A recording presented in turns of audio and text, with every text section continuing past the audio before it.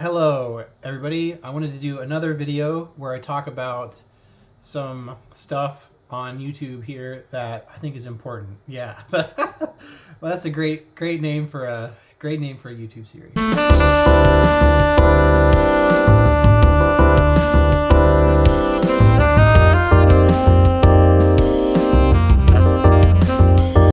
So this is something I think about a lot because I get a lot of comments from people, saying, that I sound, people describe how I sound. And, obviously when you listen to me, the influence of John Coltrane is very, very evident right away. Like you need to only hear me for a few seconds to know, oh yeah, this person listens to Coltrane a lot. And it's true. I mean, I've been, checking out his music pretty consistently for about 10 years, going all the way back to when I was in high school.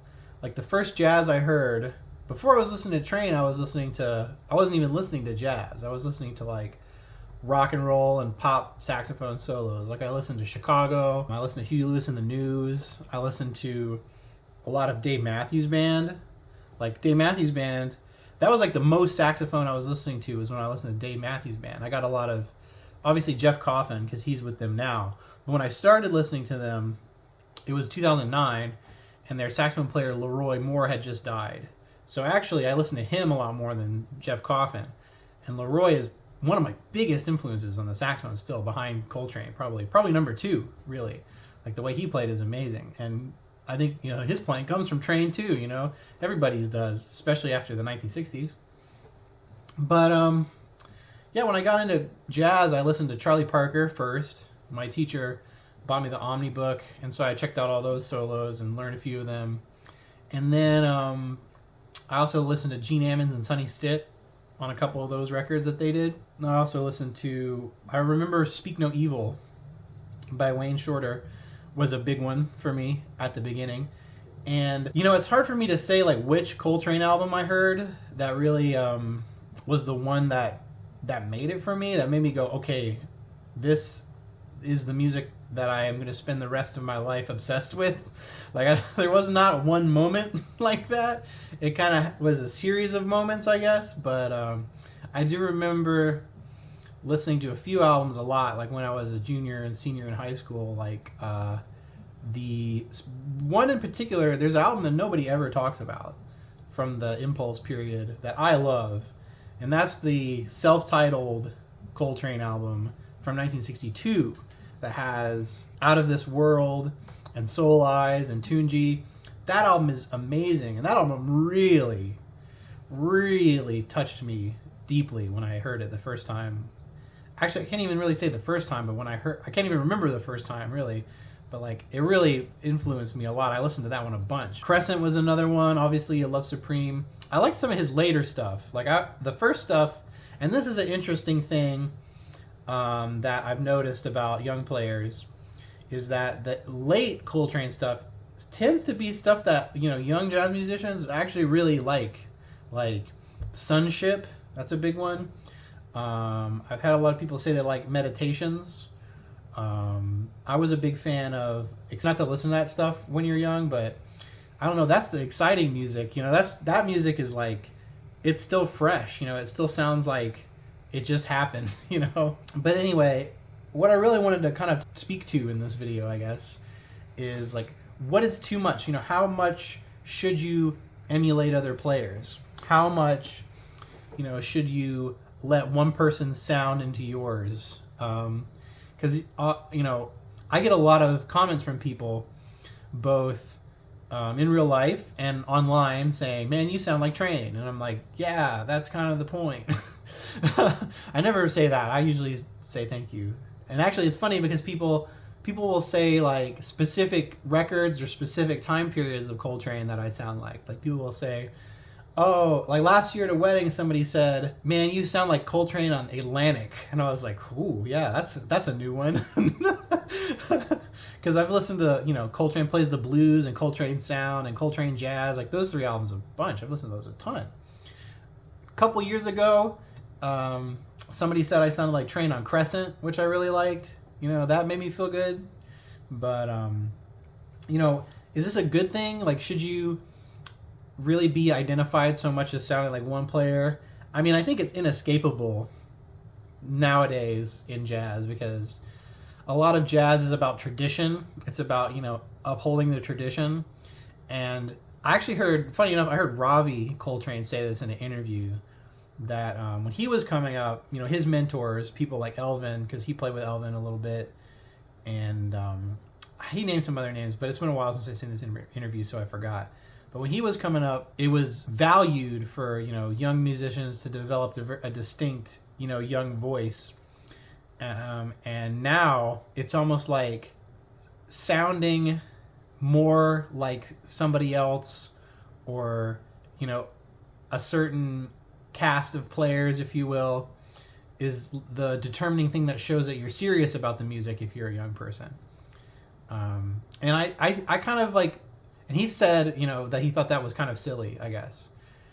Maybe he didn't use those exact words, I'm paraphrasing, but I kind of agree. I feel like this music is still about individuality and self-expression and developing into your own musician, right?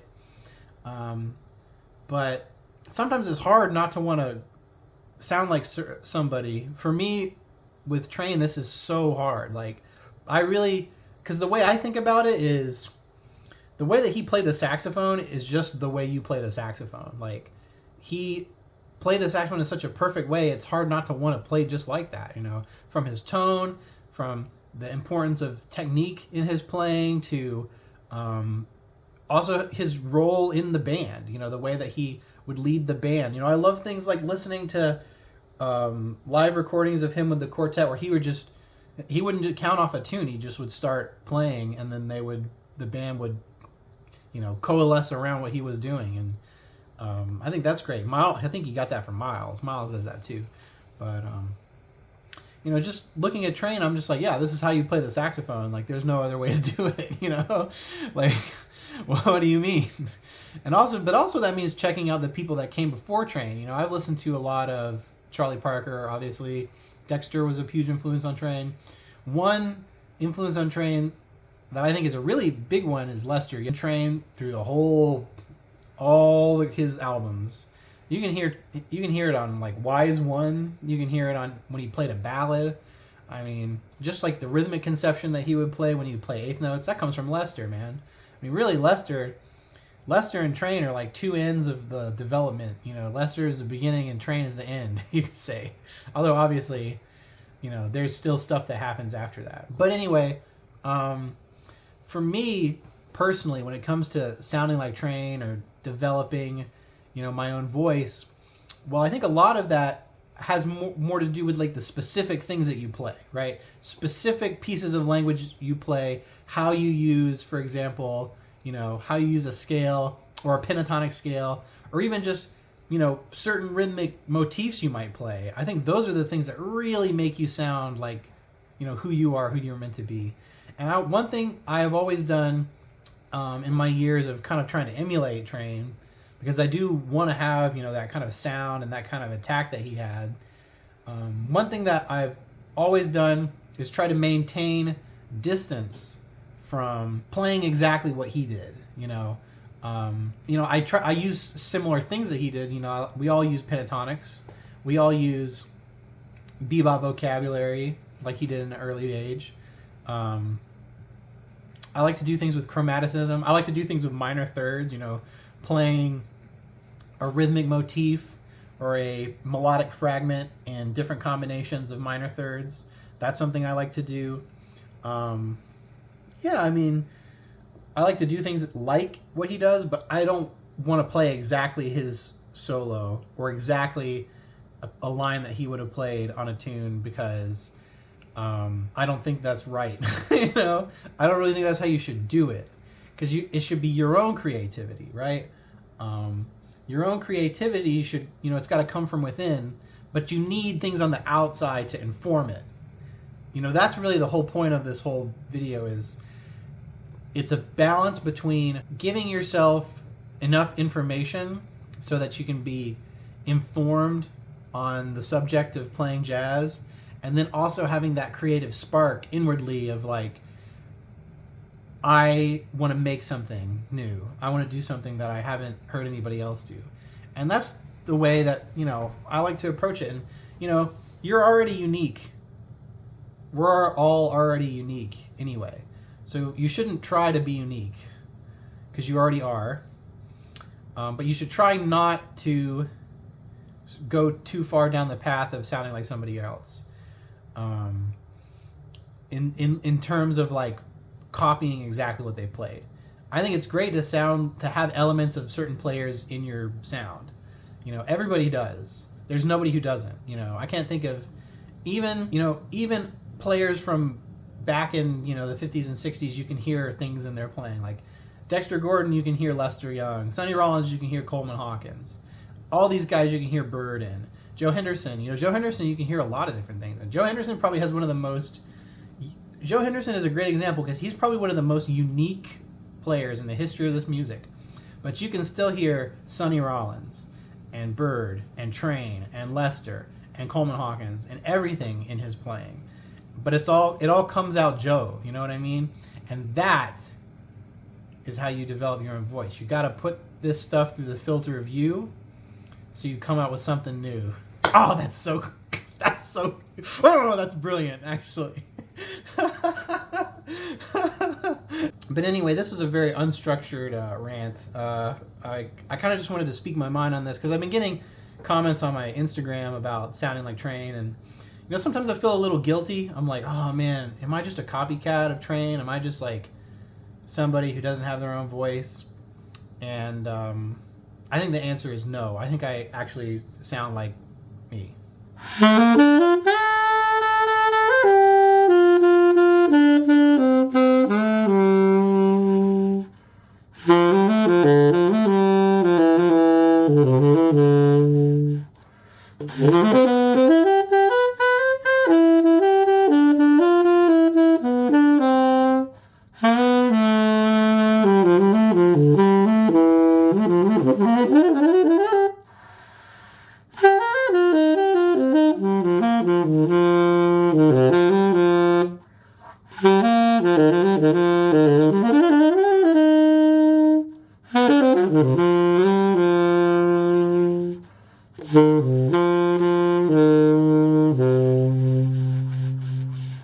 Okay, thank you for watching this video.